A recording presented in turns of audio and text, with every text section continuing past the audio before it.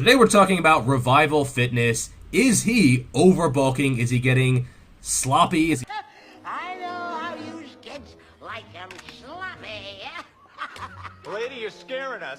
Is he spilling over? Is he getting fat as shit? Now, first of all, if you think this is fat, you might have a little bit of body dysmorphia, because that perspective is sus, bro.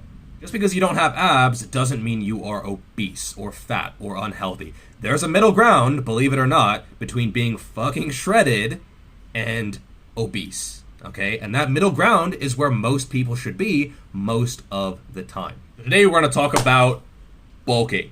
None of this 30 calories above maintenance pussyfooting bullshit, but an actual real bulk. I'm talking about the pros, the cons, what to do, how to do it right, and what to avoid. So let's get into the pros of a bulk, an actual real bulk.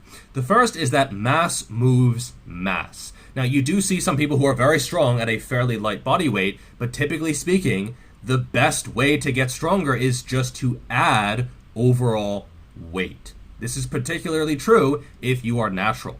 If you are 8%, 7%, 9% body fat, you will absolutely not be at your strongest. And just gaining overall body weight is going to improve your strength.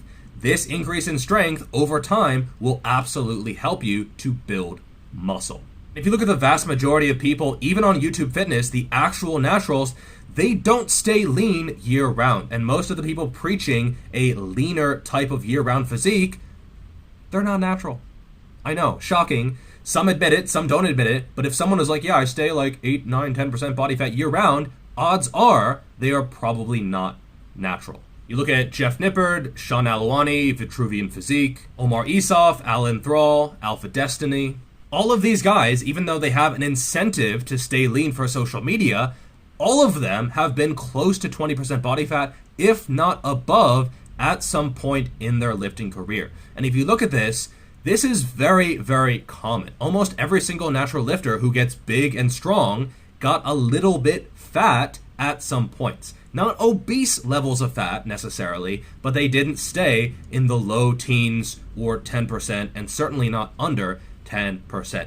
I think for the most part, it's pretty much unavoidable. Bulk.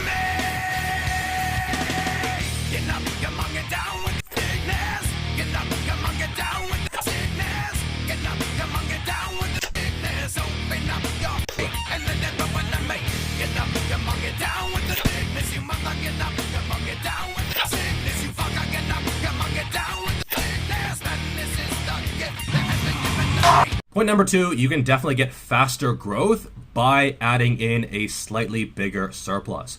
If you're micromanaging a 30 calorie surplus, you don't even know if that is a surplus. And often the body will adapt, your metabolism will increase, your activity levels will increase, your NEAT will increase, you're gonna be pushing heavier weights in the gym, which also does burn a little bit extra in terms of calories. And so what you thought was your maintenance is now no longer your maintenance. So I think pussyfooting around that surplus is probably not the best way of going about things.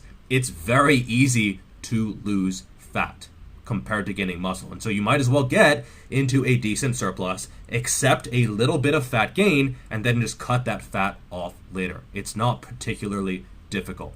Now, one of the major criticisms of a bulk and cut approach is that you will hemorrhage all the muscle during that cut and you will end up with the exact same physique.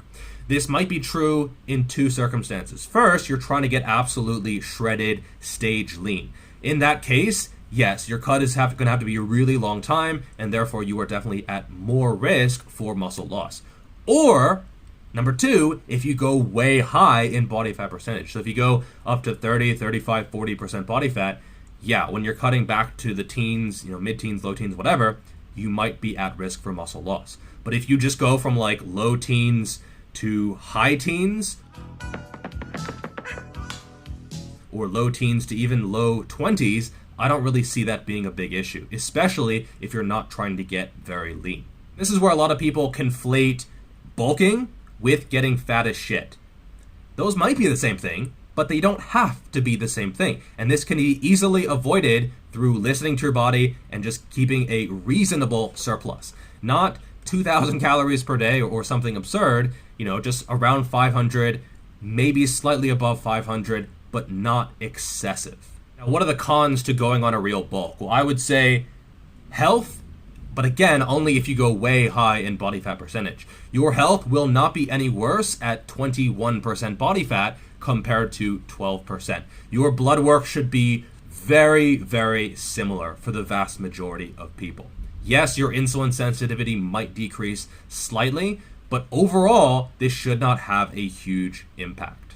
The second one would be cost. Yes, eating more food, especially more protein, might add up in terms of the financial aspect of things, but honestly, this should not be a huge issue. As long as you're not eating out at restaurants, if you're cooking for yourself, you're eating pretty basic foods, this shouldn't be too bad for most people. Next, cardio. It's true that your work capacity will probably be worse at 22% versus, say, 12%. I would say this is somewhat unavoidable just because you're going to be carrying around more weight. Plus, you might be doing less cardio just because you're bulking and you might not want to have to eat more food, again, because of the cost, because of just putting down all that food and get, a little bit tiresome at times. So you might be doing less cardio and your work capacity might go down a bit. Next, aesthetics. Some people, they really like leanness and they want to stay lean. That is fine. There's nothing wrong with that. But if you're the kind of person who wants muscle and wants abs, you might have to pick and choose and prioritize one at certain times. It's just unavoidable. And if you want a muscular, big physique, you might have to give up your abs at times. How popular I am. I'm so popular. Everybody loves me so much. Next, you have excess skin or stretch marks. Again, if you're into the low 20%, I don't see that really being a big issue. Stretch marks actually look kind of cool, in my opinion. Loose skin is never a good thing, but again, that's not going to happen unless you're like 30, 35, 40% body fat or higher. Another negative is that you might not actually be gaining as much muscle as you think. This is very, very common. You say, okay, well, I just hit a 17.5 inch arm and I gained an inch in the past 3 months. How much of that is muscle? How much is fat? Some is certainly muscle, but some is certainly fat. The exact ratio is sort of hard to tell. Now, these bad things are certainly bad, but they're all mitigatable. Is that a word? Hold on. Yeah, mitigatable. It's possible to mitigate them with not being a fucking idiot. You know that old ancient Chinese proverb? Abs on a skinny guy are like boobs on a fat chick. True story. That's offensive. Oh, don't be offended. I'm just kidding. I don't care. Now, Revival Fitness also had some really good practical advice when it comes to maximizing the success of your bulk. The first is volume.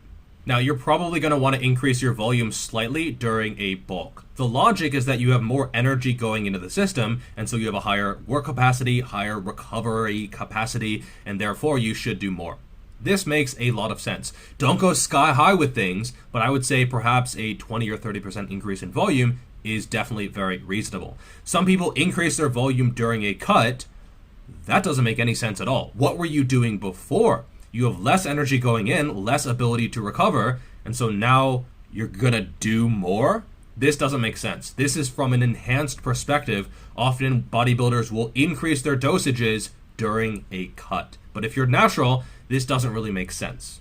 Next, strength. You really should focus on getting stronger. I did a video on progressive overload. It was a tier list. Guess what the first one was?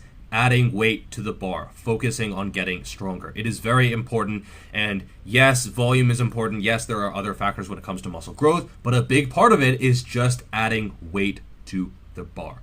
Progressive tension overload, baby. Next, he suggested keeping a training log. This should be something you are absolutely doing anyway. I do occasionally get clients who don't have a training log. That is the first priority. Even if you don't have a coach and you're coaching yourself, you need that information. Absolutely. This is such low-hanging fruit. It's something that really should be required. Next, focus on your form. Yes, weight is important. Yes, getting stronger is important. But if you're sacrificing your form or your range of motion or any other factor in terms of your technique, not a good idea.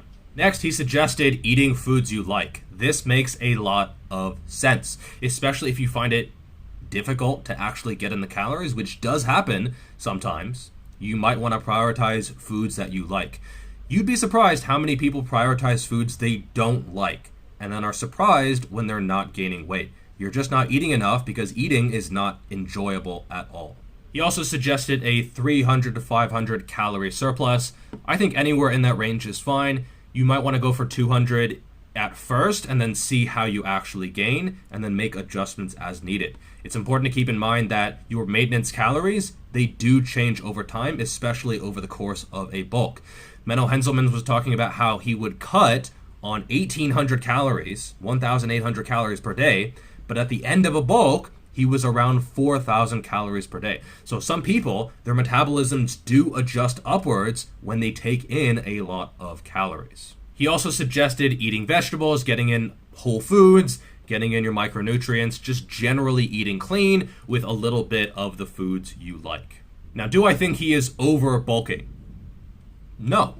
Honestly, I don't. It's his body, it's his choice. He's not getting to an unhealthy level of body fat at all, and I would say he's on the right track. He's taking a long-term approach to building the body that he wants. It's body building, not body maintaining or body shrinking. And if you think you're going to build large amounts of muscle in a deficit or at maintenance when you're already lean, it's just not going to happen. If you go the main gaining approach or the gain tin or whatever the term is, that's okay if you are above 15% body fat. But for most people, if you're closer to 10% body fat, that is absolutely halting your progress. And it's being slower than it needs to be. So if you like my content, you will definitely enjoy his content as well. There's a lot of overlap. It's very similar. A lot of practical, no bullshit advice for actual natural lifters.